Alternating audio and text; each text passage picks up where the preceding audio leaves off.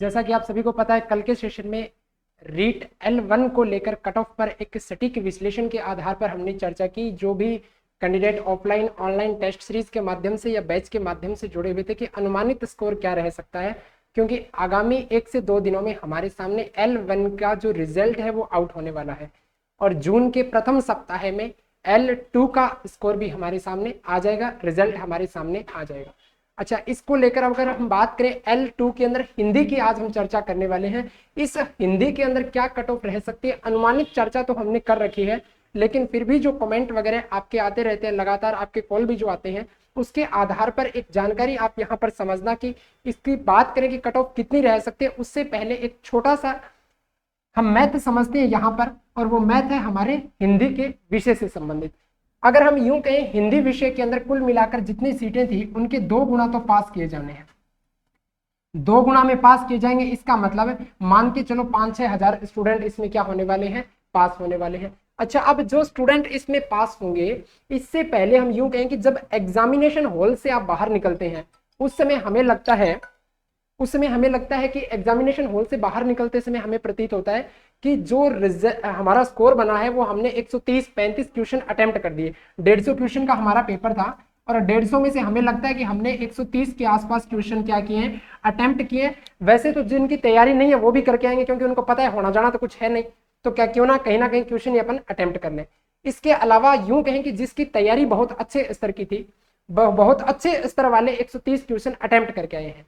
अब आप एक चीज समझना कि यदि आपकी तैयारी बहुत अच्छी है, फिर भी प्रति 10% क्वेश्चन पर, यानी जब भी आप 10 क्वेश्चन करते जा रहे हैं, उन 10 क्वेश्चनों के आधार पर, यानी लगभग 8-10 क्वेश्चन के पीछे एक क्वेश्चन हमारा गलत जाएगा ही जाएगा। वो क्यों जाएगा, ऐसा कोई आधार नहीं है, कोई औचित्य नहीं है, लेकिन फिर भी हम कहते हैं कि इसमें से गलत जाएगा। अच्छा, गलत जाने का लॉजिक क्या है, तब हम यूं कहें कि जिस समय हमें प्रश्न की भाषा आसान लगती है, हमें ऐसे लगता है कि पेपर बहुत आसान आया है, उस समय हम क्या करते हैं, ओवर कॉन्फिडेंस में आ जाते हैं, इतना फ्लो बन जाता है हमारा आंसर करने में, इतनी स्पीड आ जाती है हमारी आंसर करने के अंदर कि हमें लगता है कि जो हम करते जा रहे हैं वो बिल्कुल सही वे के अंदर है, और कहीं ना कहीं हर 10-12 क्वेश्चन के बाद एक क्वेश्चन हमारा गलत होना स्टार्ट हो जाता है। अब आप एक चीज समझिए कि 130 क्वेश्चन आपने अटेम्प्ट किए, एवरेज अगर अपन यही मान के चलें कि आपने हर 10 क्वेश्चन में से एक क्वेश्चन गलत भी कर दिया, इसका मतलब कितने क्वेश्चन आपने नेगेटिव में कर दिए, 13 क्वेश्चन नेगेटिव में कर दिए। और 13 क्वेश्चन नेगेटिव का मतलब है 4 आपके सही वाले भी क्रॉस हो रहे हैं और पॉइंट में कुछ और, इसका मतलब हम माइनस में 5 और कर देते हैं, कुल मिलाकर 18 क्वेश्चन हमारे नेगेटिव में चले गए। और 18 क्वेश्चन जब नेगेटिव में चले गए 130 करने के बाद, बहुत अच्छी तैयारी के बाद, इसका मतलब अब ये स्कोर कितने पर आ गया है, अब ये स्कोर आ गया है 112 क्वेश्चन पर। पहले जो विद्यार्थी एग्जामिनेशन हॉल से बाहर निकलते यूं कह रहे थे कि हमने तैयारी बहुत जबरदस्त तरीके से की है, 130 क्वेश्चंस अटेम्प्ट करके आए हैं, और 130 क्वेश्चन अटेम्प्ट करने के बाद में जो हमने अब आने के बाद विश्लेषण करेंगे, तब हमारे लगभग 120-22 सही बैठेंगे, लेकिन उनका स्कोर कहां तक आ गया, 112 तक। अब आप एक चीज और समझना कि हिंदी विषय के ऊपर कुल मिलाकर 12 प्रश्नों के ऊपर आपत्तियां दर्ज की गई है।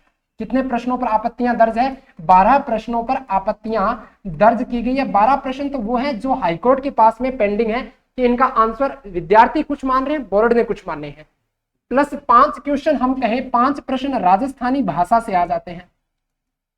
5 प्रश्न किसके हैं, राजस्थानी भाषा, और इस राजस्थानी भाषा को लेकर भी क्या बना हुआ है, एक संशय बना हुआ है। इसका मतलब टोटल नंबर ऑफ क्वेश्चन जो है वो 17 क्वेश्चन तो अभी भी हिंदी विषय में क्या चल रहे हैं, विवादित चल रहे हैं। अच्छा, 17 क्वेश्चन जब हिंदी विषय में विवादित चल रहे हैं तो इसका नतीजा कहां तक आएगा। अब आप एक चीज समझ लो यहां से भी कि 17 क्वेश्चन में से अगर कोर्ट ने 4 क्वेश्चन डिलीट कर दिए, 4 क्वेश्चन डिलीट कर दिए, और वो 4 क्वेश्चन हम मान के चलें कि हमने अटेम्प्ट भी किए थे, इसका मतलब अगर हमारा स्कोर 112 था वो अब कितना रह गया, 108 रह गया।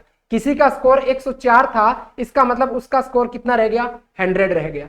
अब हम यूं कहें कि हो सकता है ये 4 क्वेश्चन क्या कर दे, बोनस दे दे, बोनस दे दे कि सबके क्या मिलेंगे, प्लस कर दिए जाएंगे। अब सबके प्लस करने का एक नुकसान भी है।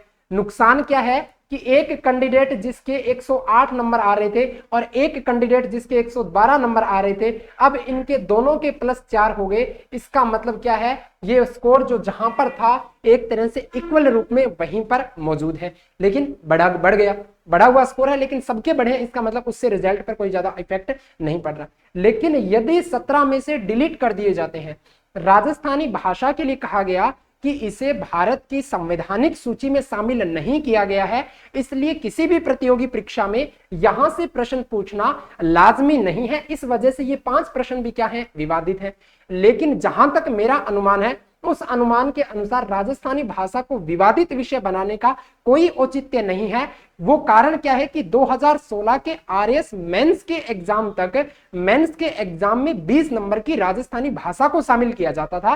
पेपर 4 की जब हम बात करते हैं, यानी जब आरएस स्तर की, प्रशासनिक स्तर की भाषा में भी राजस्थानी भाषा को शामिल किया है, कल को हम शिक्षक बनके राजस्थान के किसी भी कोने में किसी भी स्कूल में पोस्टिंग लेने वाले हैं, और पोस्टिंग लेने के बाद अगर हम उन्हें पढ़ाएंगे और हमें राजस्थानी भाषा का ही ज्ञान नहीं है, तो फिर हमारे सामने क्या है, दिक्कतें तो रहेगी।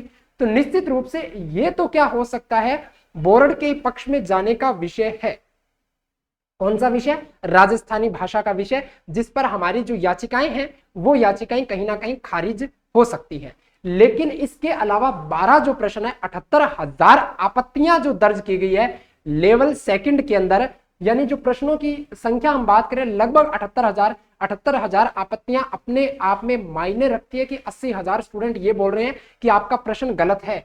और अगर 80,000 स्टूडेंट बोल रहे हैं तो कहीं ना कहीं अगर 2-3 प्रश्न भी डिलीट हो गए, 2-3 प्रश्न डिलीट हो गए, तो इससे क्या फर्क पड़ेगा। एक व्यक्ति के स्कोर की हम बात कर रहे थे 112 नंबर, और एक व्यक्ति के स्कोर की बात करें जिसका स्कोर था 105 नंबर।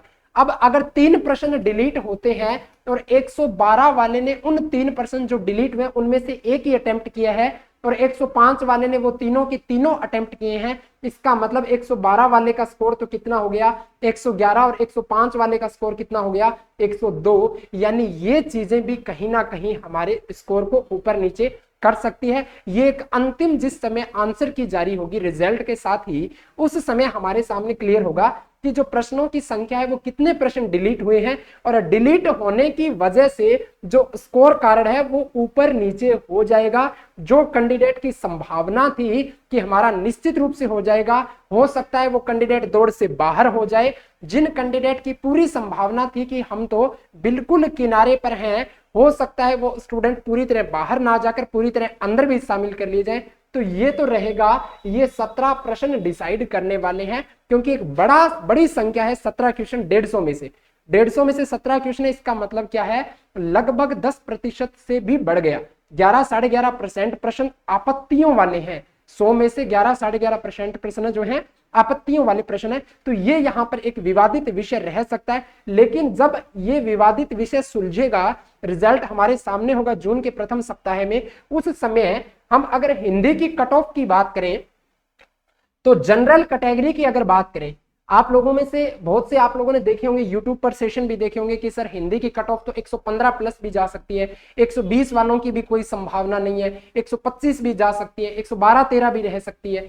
तो आप एक चीज समझिए कि हम कहते हैं कि निश्चित रूप से 115 वाले स्टूडेंट मिल जाएंगे, लेकिन सभी स्टूडेंट 115 वाले नहीं मिलेंगे। यानी जो हाई रैंक है, हाई रैंक जहां तक जा रही है वहां तक भीड़ नहीं मिलने वाली, भीड़ मिलेगी जो एक एवरेज स्कोर आ रहा है। यानी 100 से 110 के बीच में सबसे ज्यादा स्ट्रेंथ इसी स्कोर के बीच में है, इसी स्कोर के बीच में। इसका मतलब हम कहें कि जो जनरल कैटेगरी है, सामान्य श्रेणी की बात करें, यदि आपके 110 के आसपास स्कोर बन रहे हैं, 110 के आसपास ±3 किया है मैंने, ये नंबर ऑफ क्वेश्चन है। पहली बात तो आप ध्यान देना, नंबर ऑफ क्वेश्चंस हैं, क्वेश्चंस की बात करें जो 150 के अंदर हम चर्चा करें, 110 में से यदि 150 में से 110 के आसपास आपके सही बैठ रहे, ±3 का मतलब है 107 से 113 के बीच में अगर आपका स्कोर है जनरल कैटेगरी में, तो फिर आप लगभग सेफ हैं। डॉक्यूमेंट वेरिफिकेशन डीवी की आप तैयारी कर सकते हैं।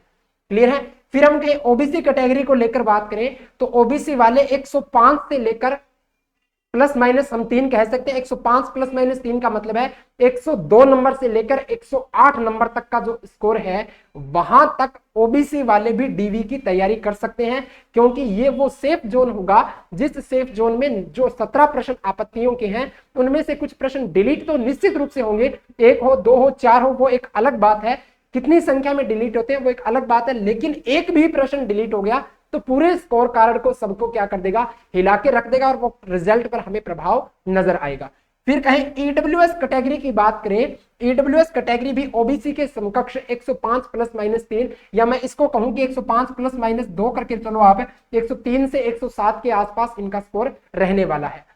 एमबीसी कैटेगरी की बात करें 102 से 3 यानी 100 से लेकर 105 के बीच में एमबीसी वाले भी क्या हैं, सेफ है। अब बात करते हैं एससी और एसटी कैटेगरी को लेकर, तो एससी कैटेगरी वाले स्टूडेंट लगभग 100 क्वेश्चन से लेकर और 105 या 106 क्वेश्चंस के बीच में उनका स्कोर प्लस माइनस 3 का मतलब है 3 कम भी रह सकती है, 3 नंबर तक बढ़कर भी कट ऑफ आ सकती है। एसटी कैटेगरी की बात करें तो लगभग 97-98 क्वेश्चन से लेकर 102-3 क्वेश्चन तक आपका स्कोर इसमें क्या है, सेफ है। इसका मतलब आप एक चीज समझना कि SC, ST, MBC, EWS, OBC और जनरल कैटेगरी के वे कैंडिडेट जिनका 100 से कम स्कोर है, मैं उन सब विद्यार्थियों को कहूंगा कि आगे आपके सामने फर्स्ट ग्रेड की वैकेंसी आने वाली है, अच्छे पद उसके सामने आ रहे हैं, 10,000 पदों पर लगभग वैकेंसी आने वाली है। आप अभी से तैयारी में जुट जाइए क्योंकि दिसंबर जनवरी माह तक उसका भी एग्जाम करवा लिया जाएगा। अब आप एक चीज देखना, इसके अंदर विडो कैटेगरी की हमने बात नहीं की, और अगर विडो की बात करें तो विडो के लिए भी आप 95 प्लस स्कोर मान के चलना। विधवा कैटेगरी में महिलाओं की बात करें 95 प्लस क्वेश्चन अगर आपके बन रहे हैं तब आप कहीं ना कहीं सेफ क्राइटेरिया के अंदर शामिल हो सकते हैं। ये एक अनुमानित कट ऑफ है, फाइनल कट ऑफ नहीं है। अनुमानित कट ऑफ किसके आधार पर है वो भी मैंने आपको बता दी, एक फीडबैक के आधार पर है, और वो फीडबैक जो है वो है जो कैंडिडेट निरंतर हमसे पिछले रीट के अंदर जुड़े हुए थे या उसके बाद जिन कैंडिडेट से बात हुई है उन कैंडिडेट के फीडबैक के आधार पर हमने ये स्टेट विश्लेषण निकाला है। लेकिन आप इस चीज को कभी भी इस चीज को स्वीकार मत करना कि जो स्टूडेंट ये बोलते हैं कि हमारा स्कोर 130 क्वेश्चन करके आए थे, गलत हो गए, नहीं 5-7 सही होंगे, ऐसे कभी संभावना नहीं बनेगी। ये एग्जाम है, ये नेगेटिव मार्किंग है। जितना प्रश्न पत्र आसान होता है उतने ही नेगेटिव क्वेश्चन अटेम्प्ट होने की संभावना बढ़ जाती है, क्योंकि पेपर का लेवल डिफिकल्ट होगा तो या तो आप क्वेश्चंस को अवॉइड करेंगे, नेगेटिव करने का तो चांस वहां पर बहुत कम हो जाता है। क्लियर है? तो ये विश्लेषण आपके सामने हिंदी भाषा की बात करते हैं L2 के अंदर, वो आपका रहने वाला है। एसटी साइंस मैथ को लेकर भी हम चर्चा करेंगे, लेकिन उनकी चर्चा करेंगे नेक्स्ट सेशन में। L1 की कट ऑफ मैंने कल डाल दी थी, L2 के अंदर हिंदी विषय की कट ऑफ आज डाली है। जैसे ही रिजल्ट आउट होगा वापस मिलेंगे इसी कट ऑफ के साथ कि क्या चर्चा की थी और क्या कट ऑफ रही है। अब के लिए इजाजत चाहता हूं, जय हिंद।